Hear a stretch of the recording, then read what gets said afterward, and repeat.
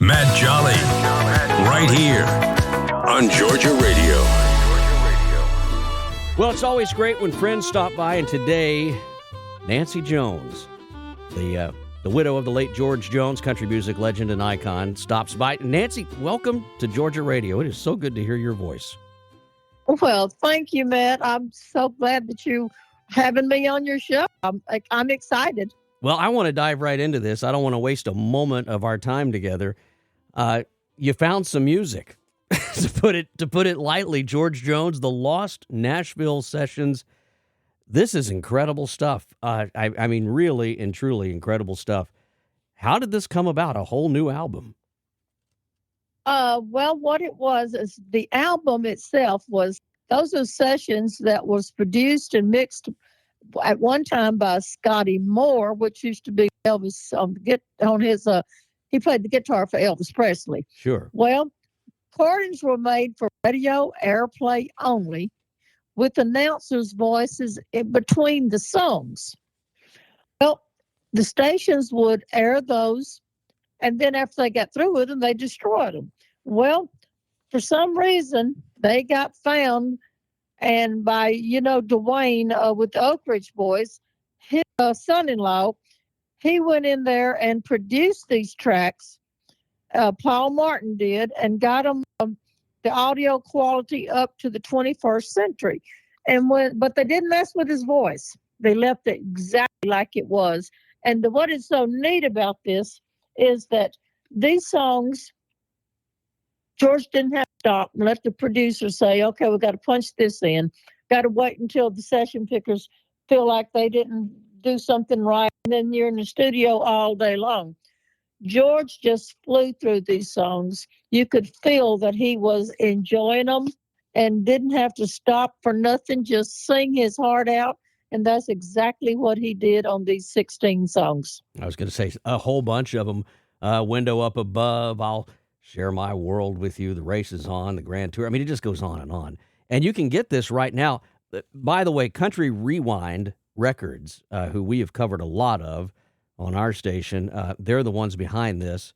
And it's just a terrific compilation now, the Lost Nashville Sessions of the late, great George Jones, the Possum. You have also been very busy putting out a book, and I wanted to just mention this because I read an article. I'm trying to think now when it came out. It was at some point last year, probably a year ago, and you said you didn't want to sugarcoat anything in your book, and it's called Playin' Possum, about your marriage and your life together with George Jones. But what stood out to me in that article, and really, it took any type of perceived notion about what this book might be about when I read this line, and I wanted to read it and share it with the folks at home. You said, this book is really about how you can get so deep in there with those demons, but they can come out of you if you believe and you put your hand out every now and then and reach out for the good Lord. He's right there waiting for you. And I said, man, I've got to read this book. It's just incredible. Well, the book, a lot of people don't know that I died from COVID and God brought me back. And so I'm in the hospital 3 months in rehab. I'm thinking, why did he bring me back? I mean, I don't understand. But then the more that I prayed and the more that I listened to what God was saying, it's like, write this book and get it out there to the fans. Let them know what kind of person you are. Let them know what kind of person that George was. And I worked so hard on that book, but see, I had got so sick that I got down to 90 pounds. I lost all my hair. I couldn't walk anymore. I could barely talk. And then 80% of my lung was being eaten up by fungus before they finally found it. And I feel like God put me back here for a reason. And I think the reason was to put this book out and help people to get closer to the good Lord. That's what I want. That's what this book is about.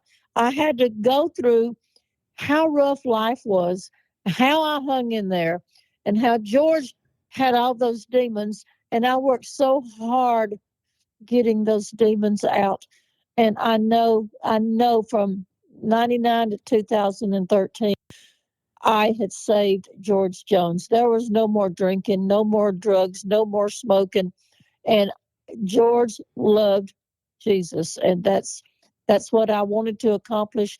And I did. And you will see how I did accomplish that in this book. And you're also really clear. You said in that other article I was talking about there from Forbes, you said if someone comes up to you and says, "Hey, I'm not being treated right," and I'll let you answer that. But you felt compelled to stay with George because you knew just what was under there, buried in all of that other stuff. You knew there was true gold in that man. Yes, it was. And it's such a great man. I mean, he really was. When he wasn't messed up doing all of that, we had so much fun.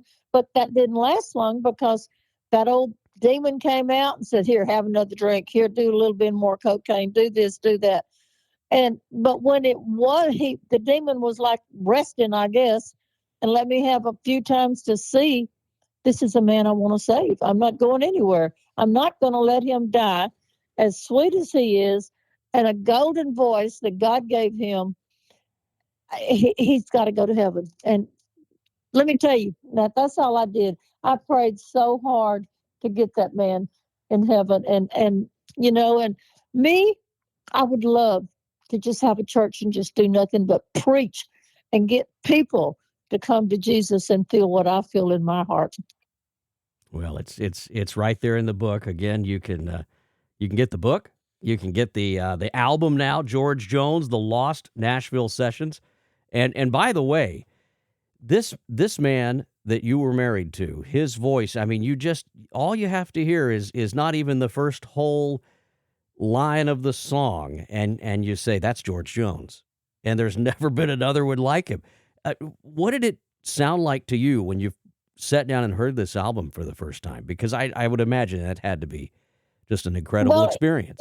It was, and it made me cry because I heard how clear his voice is in here and the way that he was phrasing things.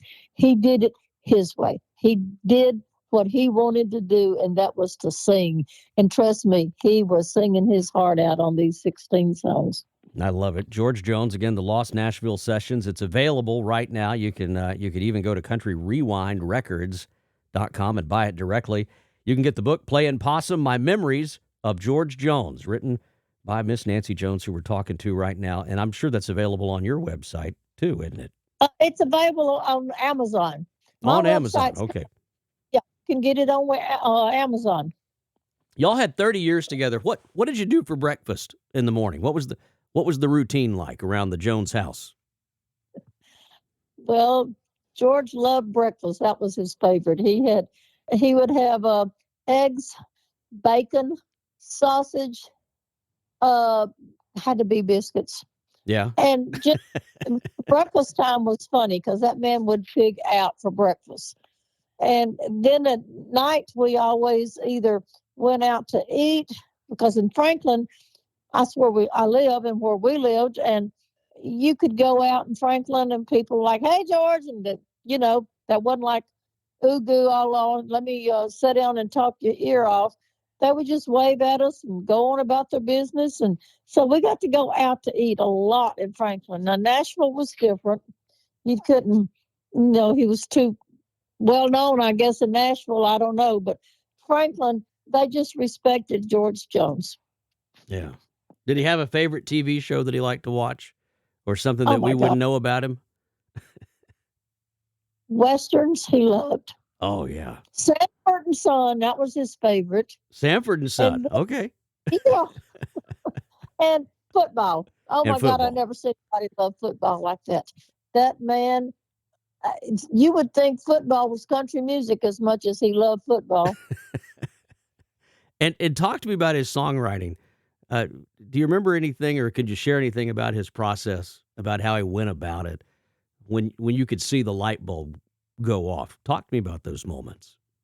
Well, he did a lot of writing in his earlier years when he first started, but when he got a little older, if he didn't really do a lot of writing. I used to tell him, "Why don't you sit down and write a song?" Him and Jamie Johnson worked on one before George died, and I said, "See, you still have it."